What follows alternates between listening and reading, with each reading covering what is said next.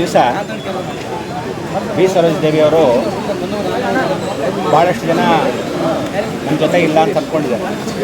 ಸಾಧಾರಣವಾಗಿ ತಮಿಳುನಾಡಿಗೆ ಭಾಳ ಮುಖ್ಯವಾಗಿರ್ತಕ್ಕಂಥ ದೊಡ್ಡಮ್ಮ ಅಂತ ಕರೀತಾಯಿದ್ರು, ಕರಿಯಮ್ಮ ಅಂತ ಕರೆಯೋರು. ಇವರು ಆದಮೇಲೆ ಜಯಲಲಿತಾನ ಚಿನ್ನಮ್ಮ ಅನ್ನೋದು.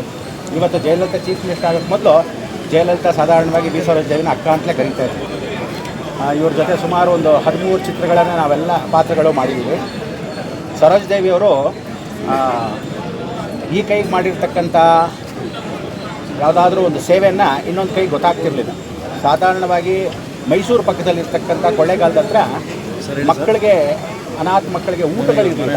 ಅಂಥವರಿಗೆ ವಿಶೇಷವಾಗಿರ್ತಕ್ಕಂಥ ಊಟ ಉಪಚಾರಗಳಿಗೆ ದವಸ ಧಾನ್ಯಗಳೇ ಸಾಧಾರಣವಾಗಿ ಕೊಟ್ಬಿಡ್ತಾಯಿದ್ರು. ಅದಾದಮೇಲೆ ಚಿಕ್ಕಮಗಳೂರಲ್ಲಿ ಅಂಧ ಮಕ್ಕಳ ಶಾಲೆ ಅಂತಿದೆ, ಡಾಕ್ಟರ್ ಕೃಷ್ಣೇಗೌಡರು ಅಂತ. ಆ ಅಂಧ ಮಕ್ಕಳ ಶಾಲೆ ಸರ್ಕಾರದಿಂದ ಭಾಳಷ್ಟು ಜನ ಕೇಳ್ಕೋಬೇಕಾದ್ರೆ ಅಂಧ ಮಕ್ಕಳಿಗೆ ಭಾಳ ವಿಶೇಷವಾಗಿರ್ತಕ್ಕಂಥ ಸಂದರ್ಭ ಏನಂದರೆ, ಅಂಧ ಮಕ್ಕಳನ್ನ ಸ್ಪೋರ್ಟ್ಸ್ ಪೆನ್ನಾಗಿ ಮಾಡಿರ್ತಕ್ಕಂಥದ್ದು ಕೃಷ್ಣೇಗೌಡರು. ಅಂಥ ಒಂದು ಕೃಷ್ಣೇಗೌಡರು ಅವರ ಸಂಸ್ಥೆ ನಡೀದೇ ಇದ್ದಾಗ ಡಾಕ್ಟ್ರ್ ಆಗಿರ್ತಕ್ಕಂಥ ಅವರು ಸ್ವಂತ ತನ್ನ ಕಿಡ್ನಿನ ಮಾರಿ ಆ ಸಂಸ್ಥೆ ನಡೀತಾ ಇದ್ದಿದ್ದು ಸರೋಜದೇವಿಯರ ಕಿವಿಗೆ ಬಿತ್ತು.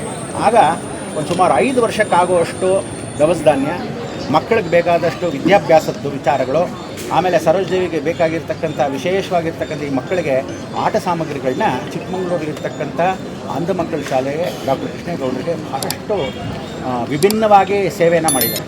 ಸರೋಜದೇವಿಯರು ಕರ್ನಾಟಕಕ್ಕೆ ಮಾತ್ರ ಅಲ್ಲ, ಪಂಚಭಾಷೆ ತಾರೆ ಆಗಿರ್ತಕ್ಕಂಥವ್ರು.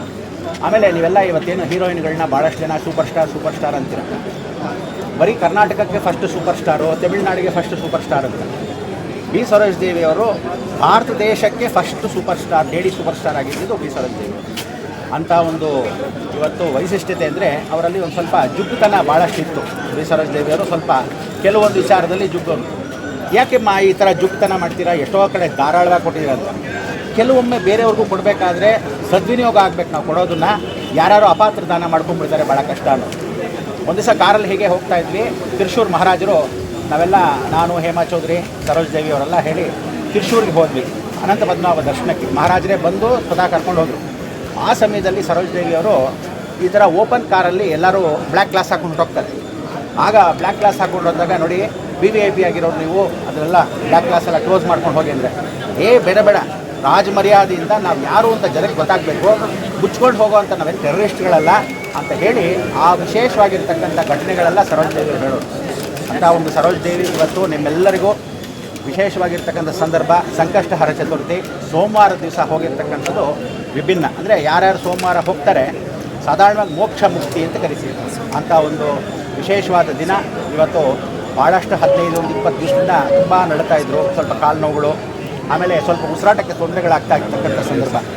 ಇವತ್ತು ಅವ್ರ ಕಾಲವಾಗಿರೋದು ಮಹಾಗಣಪತಿ ಅನುಗ್ರಹ, ಒಳ್ಳೆಯ ರೀತಿಯಾಗಿ ಮುಕ್ತಿಯನ್ನು ಪಡೀತಕ್ಕಂಥ ಅವಕಾಶವಾಗಲಿ.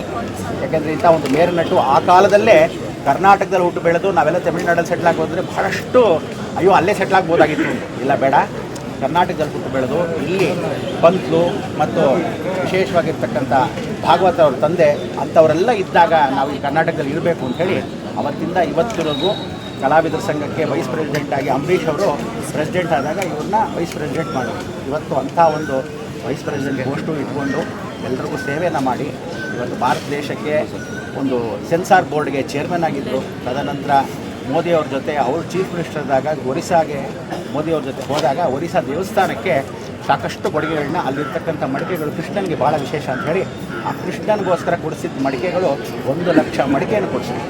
ಸೊ ನೀವೆಲ್ಲರೂ ಅದು ಇದು ಅಂತ ಯಾರು ಗೊತ್ತಿರೋ ವಿಚಾರಗಳು ಹೇಳಿದ್ರೆ ಚೆನ್ನಾಗಿರುತ್ತೆ. ಅದಕ್ಕೆ ಗೊತ್ತಿರ್ತಾರೆ ವಿಚಾರಗಳೆಲ್ಲ ಹೇಳಿ ಅವ್ರ ಆತ್ಮಕ್ಕೆ ಶಾಂತಿ ಸಿಗಲಿದ್ದು ಅಂತ ಹೇಳ್ತಾ ಮಾತು